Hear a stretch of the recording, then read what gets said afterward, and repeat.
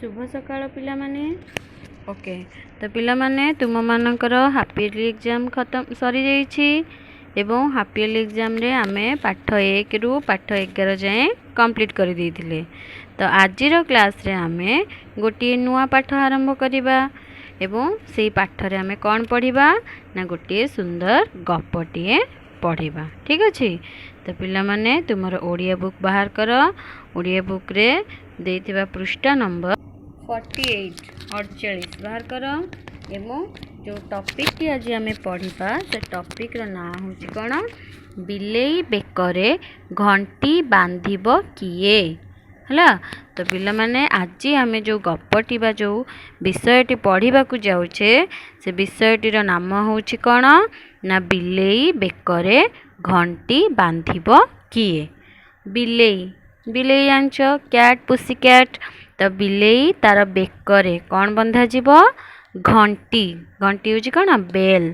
तो से घंटी को किए बांधुची काहींकी बांधुची एवं कौन पाई से बांधुची आमे एही गपटी पढ़िले जानिबा।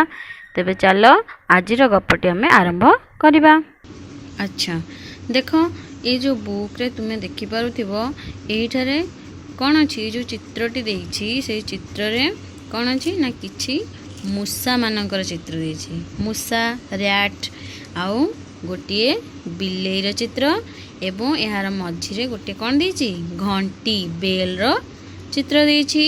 तो तुमे माने बुझी पारुथबो ए चित्र को देखि जे ये हेउछि बिलेई एठी होछि घंटी ए होउछंती मूसा माने। तो ए मूसा माने बिलेई बेकरे बोधुए घंटी बांधिबा पई चिंता करुछंती। आमे एही छबिरु एहा बुझीबा को पाउछे किंतु गप्परे कोन देइछि ताहा जदि आमे गप्पटी भलो भाबरे पढ़िबा ताहले बुझी परिबा जे गप्परे काहींकी लेखा जाइछि गप्पर नाम बिलेई बेकरे घंटी बांधिबो किए। तेबे चलो आजिर गप्पटी आमे आरंभ करिबा। देखो बहु दिन तळर कथा मधुपुर गाँ रे जणे चासी रहुथिला। बिलरे चाष काम करी जहा अमल करे से सबुकु निजर अमारे साइती रखे। ताले बहुत दिन तलर कथा अर्थात बहुत पुराना दिनर कथा बा केते दिन बीती जाइथिबा दिनर कथा। से गोटे गाँ थिला से गाँटीर नाम होछि कोन मधुपुर गाँ। तो सेही गाँ रे जणे चासी भाई रहुथिला। चासी किए जीए चाष काम करे ताहाको आमे कहि थाउ चासी। तो से चासी भाई कौन करुथिला ना बिलरे चाष काम करी बिलरे कृषि काम करिकी जहा अमल करे। अमल होछि कोन ना फसल करे जहा से फसल करि थाए कृषि काम करी से सबुकु से निजर अमार रे साइती रखे। अमार होछि कोन जेउठारे से तार शस्य संपद गुडी को साइती सजाड़ी रखी थाए। किंतु दुर्भाग्यर कथा सेही अमार भितरे दले मूसा बास करुथिले। मन इच्छा चासीर संचित शस्य सबु काटी कुटी नष्ट करी देउथिले। अच्छा तो चासी भाईटी से तार अमार रे तार जो स्थान रे से तार समस्त शस्य संपद जो सब शस्य को से अमल करि थाए फसल करी पाई थाए ताहाको से जो स्थान रे सजाड़ी करी रखे साइती करी रखे सेही स्थान रे खराब भाग्य दृष्टिरू किछि मूसा सेठारे रहउतले। देखि पारछ ए छबि रे मूसार चित्र देइछि। तो किछि मूसा सेठारे रहउतिले। मूसा माने सब कोन करंती मूसा माने जोठा रहिबे से माने से जिनस गुडी को काटी कुटी नष्ट करी देबे खाइबेनी किंतु सब पेपर हो लुगा पटा हो सब जिनस को नष्ट कर दियंती ना नहीं से बोली सी चासी भाई जो सब शस्य को सजाड़ी की रखुतिला तो से मान ताको काटी कुटी नष्ट करी खाई देउथिले। तो दिन को दिन चासीर दुर्दशा बढ़िबा को लागिला। एथिरु रक्षा पाइबा पई चासीटी एक बिलेई आनी रखिला। बिलेई को देखि मूसा मानकर चिंता बढ़ी गला। बिलेई कबलरू निजको रक्षा करिबा पाई सेमाने विभिन्न उपाय चिंता करिबाको लागिले। ताहले एबे तुमे माने बुझी पारुथिब जे गप्पटीर नाम काहींकी होईछि बिलेई बेकरे घंटी बांधिब किए काहींकी ना मधुपुर गाँव रे रहुथिबा चासी भाई तार अमारर साइती रखुथिबा समस्त फसल गुड़ी को किए नष्ट कर देउथिले मूषा माने नष्ट कर देउथिले। तो दिन को दिन एही भली तार फसल गुड़िक नष्ट होइथिबा कारणरू चासी भाई कौन कला एही नष्ट को रोकिबा पाई एथिरु रक्षा पाइबा पाई से एक बिलेई आनी रखिला काहेकि ना बिलेई मूषा मान को कौन करथाए खाई दिए। तो मूषा मानकर बिलेई को भय थाए बिलेई को देखी मूषा मानकर कौन है चिंता बढ़ीगला कहीं ना जदि बिलेई हाबुड़े बा बिलेई सामना को जदि मूषा माने पलई आसबे तो मूषा मान को बिलेई कौन कर माड़ी बसी ताकू मारिदब। बिलेई कबलरू निजको रक्षा पाइबा पाई से माने गोटे योजना भाबिबाकू लागिले। देख कौन से मन योजना भाबुचंती शेषरे गोटे सान मूषा ठिया होई निजर मंतव्य देला जे बिलेई आसीबा समय रे जानी हेउ नाही से लुचि छपी करी आसुछि आसीबा समय रे जदि आमे जानी पारंते ता कबलरू पलाई जिबाकू सुविधा हुअंता। तेबे समस्त मूषा माने एकत्रित होई गोटे जगार सब मूषा माने एकाठी होई कि उपाय चिंता कले केमिति से बिलेई कबलरू से माने रक्षा पाइबे। तो यही उपाय बा योजना भाबुथिबा समय रे कौन हैला ना से मूषा मानक भितर गोटे छोट मूषाटीए सान मूषाटीए निजर मंतव्य देला निजे भाबिथिबा कथाटी को सेमानक आगरे प्रकाश करिला।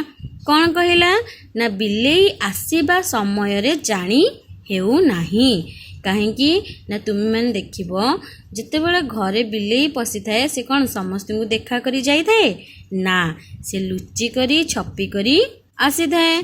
ताले बिलेई लुचि छपी करी धीरे धीरे चुप चुप करी आसुथिबारु मूषा माने तार आसीबा समय जानी पारु नथिले। तो ता कबलरू पलाई जिबाकू मध्यनको सुविधा हेउ नथिला काहेकि ना से माने तो जानी पारु नथिले बिलेई केतेबेले आसुची सेथिपई से कौन भाबिले देख सान मूषार एभली मंतव्य सुनी अन्य माने कहिले तुमे निराट सत कथा कहिल किंतु बिलेई आसीबार आगामी सूचना आमे किपरि पाई पारिबु। ताहले सान बिलेई मूषाटीर बा सान छोट मूषाटीर कथाटी को सुनी समस्ते कहले हाँ तुमे ठीक कथा कहिच सत कथा कहिच किंतु बिलेई आसीबार आगामी सूचना बिलेई आसीबार आगुरु आमे केमिति सूचना पाइबु खबर केमिति पाई परिबु सांगे सांगे छोट मूषाटी उत्तर देला एथिपाई उपाय अछि। कौन उपाय अछि देख ना गोटिए छोट घंटी अणा जाऊ फिताटीए अणा जाऊ फितारे घंटी को झुलाई बिलेई बेकरे बांधी देले से जेते बेले चालिबो घंटी बाजी उठिबो आंबे माने बिलेई केउ आडू आसुछि जानी पारिबा। सान मूषार एभली मंतव्य सुनी मूषा करताली देई ताको साबासी देले। देख यही जो छबिटी रे घंटीटी अच्छी बिलेई अच्छी मूषा माने अछंदी तो मूषा माने एठारे कौन भाबुथिले जे केमिति बिलेई कबल रक्षा पाइबे सेतिकी बेले छोट मूषाटी कौन कहला तांको गोटे योजना कहला गोटे उपाय कहला। कौन से उपायटी कहला ना गोटे घंटी अणा जाऊ से घंटी रे गोटे फिता बंधा जाऊ फिता बांधी करी जदि ताकू कले बले कौशले बा कायदा करी बिलेईर बेकरे बांधी दिया जिवो तेबे बिलेई जो पटरू जेते बेले आसीबो से घंटीर शब्द सुबिबो जहा फल रे मूषा माने जानी निजो कौन सतर्क करिदेबे जे बिलेई आसिला से माने लुचि खसी पलाई जिबारे सफल होई पारिबे। तो छोट मूषाटीर एही मंतव्य बा एही योजना रे समस्ते कौन ले खुशी होइले जहा हो गोटे भल योजना करिछि मूषाटी यहा कही ताकू साबासी जणाइले कहले तू बहुत बढ़िया कामटे बहुत भल बुद्धिटी हमको ଦେଇଛୁ। ତେବେ ଆଗକୁ କ'ଣ ହେଲା ଦେଖିବା। ମୂଷାମାନଙ୍କ ମଧ୍ୟରୁ ସବୁଠାରୁ ବୟୋଜ୍ୟେଷ୍ଠ ମୂଷା ଚୁପଚାପ ବସିଥାଏ। ସବୁ ମୂଷା ବୁଢ଼ା ମୂଷାକୁ ଏପରି ଚୁପଚାପ ଦେଖି ନୀରବ ହୋଇଗଲେ। ତତ୍କ୍ଷଣାତ୍ ସାନ ମୂଷା ଠିଆ ହୋଇ ପଚାରିଲା, ମୁଁ କ'ଣ ଭୁଲ କଥା କହିଲି କି? ସାନ ମୂଷାଠାରୁ ଏପରି ଶୁଣି ବୁଢ଼ା ମୂଷା ଟିକେ ହସି ଦେଇ କହିଲା, ନା, ତୁମେ ଭଲ ଉପାୟଟେ ବତାଇଛ। କିନ୍ତୁ କଥା ହେଲା ଏଇଆ ଯେ ତୁମମାନଙ୍କ ଭିତରୁ ବିଲେଇ ବେକରେ ଘଣ୍ଟି ବାନ୍ଧିବ କିଏ? ବୁଝିଲା? ଦେଖିପାରୁଛ ଏଠାରେ କ'ଣ ଲେଖାଯାଇଛି ନା ମୂଷାମାନଙ୍କ ମଧ୍ୟରୁ ସେ ଯେଉଁ ମୂଷା ଦଳ ଥିଲେ, ଗ୍ରୁପ ମୂଷା ହୋଇକି ଥିଲେ, ତାଙ୍କ ମଧ୍ୟରୁ ସବୁଠାରୁ ବୟୋଜ୍ୟେଷ୍ଠ, ଯିଏ ସବୁଠାରୁ ବଡ଼, ଜ୍ୟେଷ୍ଠ ହେଉଛନ୍ତି ବଡ଼, ବୟ ହେଉଛନ୍ତି ବୁଢ଼ା, ତ ବୁଢ଼ା ମୂଷାଟି କ'ଣ ହୋଇଥାଏ? ଚୁପଚାପ ବସିଥାଏ। ସବୁ ମୂଷାମାନେ ବୁଢ଼ା ମୂଷାକୁ ଏପରି ଚୁପଚାପ ଦେଖି ସମସ୍ତେ କ'ଣ ହୋଇଗଲେ? ନୀରବ, ଶାନ୍ତ ହୋଇଗଲେ। ତତ୍କ୍ଷଣାତ୍, ହଠାତ୍, ତତ୍କ୍ଷଣାତ୍ ମାନେ ସାଙ୍ଗେ ସାଙ୍ଗେ ସାନ ମୂଷାଟି ଠିଆ ହୋଇକି କହିଲା, ମୁଁ କ'ଣ କିଛି ଭୁଲ କହିଲି କି? ସାନ ମୂଷାଟି ଯେତେବେଳେ ଏଇ କଥାଟି କହିଲା, ବୁଢ଼ା ମୂଷାଟି ଟିକେ ହସି ଦେଇ କହିଲା, ନା ନା, ତୁମେ ଭଲ ଉପାୟଟେ ବତାଇଛ। କିନ୍ତୁ ମୁଁ ଭାବୁଛି କେଉଁ କଥା ନା ବିଲେଇର ବେକରେ ଘଣ୍ଟି କିଏ ବାନ୍ଧିବ ତୁମମାନଙ୍କ ଭିତରୁ? କାହିଁକି ଏପରି କହିଲା ବୁଢ଼ା ମୂଷା? କାହିଁକି ନା ବିଲେଇ ପାଖକୁ ଯଦି ମୂଷାମାନେ ଯିବେ ତ ମୂଷାମାନଙ୍କୁ ବିଲେଇ କ'ଣ କରିବ? ଖପକିନ ମାଡ଼ି ବସିବ। ତ ତାଙ୍କ ଭିତରୁ ଯାହାକୁ ହେଲେ ଜଣକୁ ଜୀବନ ହରାଇବାକୁ ପଡ଼ିବ। ଯଦି ସେମାନେ ମୂଷାମାନେ ଯଦି ବିଲେଇମାନଙ୍କ କବଳରୁ ରକ୍ଷା ପାଇବାକୁ ଚାହୁଁଛନ୍ତି ତ ତାଙ୍କ ଭିତରୁ ଜଣକୁ ଜୀବନ ଦେବାକୁ ପଡ଼ିବ, ଯାହାଫଳରେ ସେ କ'ଣ ବିଲେଇ ବେକରେ ଘଣ୍ଟି ବାନ୍ଧି ପାରିବ।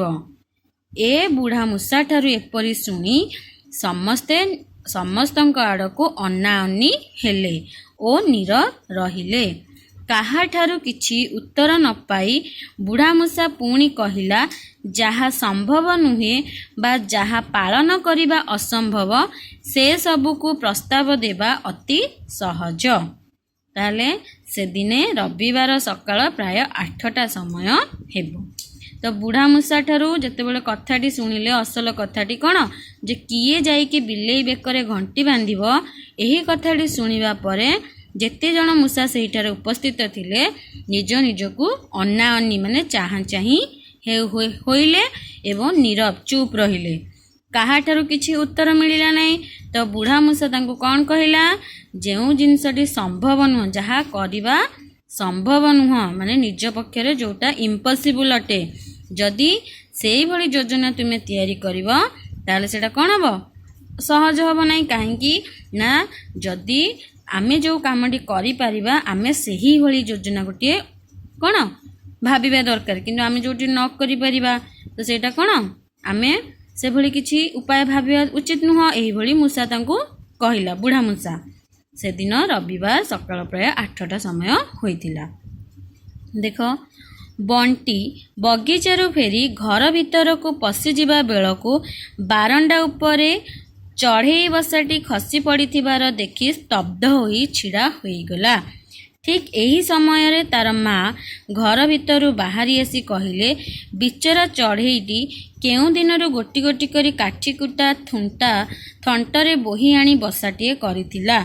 ତାର ସମସ୍ତ ପରିଶ୍ରମକୁ ତୋର ଗେହ୍ଲା ଟମି ଗୋଟିଏ ଝାମ୍ପରେ ଭାଙ୍ଗି ଦେଲା। ତ ସେଦିନ ରବିବାର ହୋଇଥାଏ, ସକାଳ 8ଟା ସମୟ ହୋଇଥାଏ। ବଣ୍ଟି ବଗିଚା ଫେରି ଘର ଭିତରକୁ ପଶିଗଲା ବେଳକୁ ଦେଖିଲା କ'ଣ ନା ତାଙ୍କ ବାରଣ୍ଡା ଉପରେ, ଦାଣ୍ଡ ପିଣ୍ଡା ଉପରେ ଗୋଟିଏ ଚଢ଼େଇ ବସାଟି ଖସି ପଡ଼ିଛି। ଏହାକୁ ଦେଖି ସେ କ'ଣ ହେଲା? ସ୍ତବ୍ଧ, ପୁରା ନୀରବ ହୋଇଗଲା, ନୀରବ ହୋଇ ଛିଡ଼ା ହୋଇଗଲା।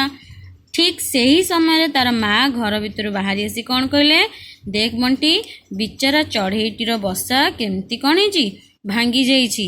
କାହିଁକି ନା ଚଢ଼େଇମାନେ ଯେତେବେଳେ ବସା ତିଆରି କରନ୍ତି ତାଙ୍କୁ ଗୋଟିଏ ଦିନ କି 2 ଦିନ ଲାଗିନଥାଏ।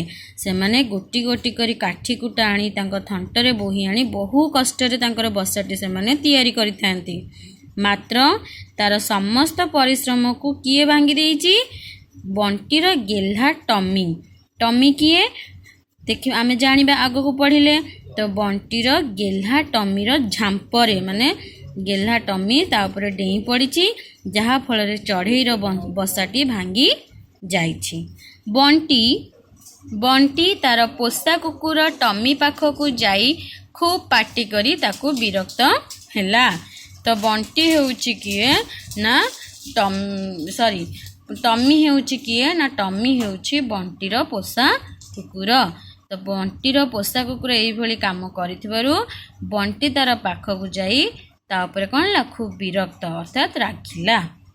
ओके तो पिला माने आज आम ही गपटी एतिकिरे रखिबा कहीं ना बहुत लंबा गपटी अछि। नेक्स्ट क्लास रे आम यहाँ पूर्ण भाव में करवा संपूर्ण करवा। Okay thank you children.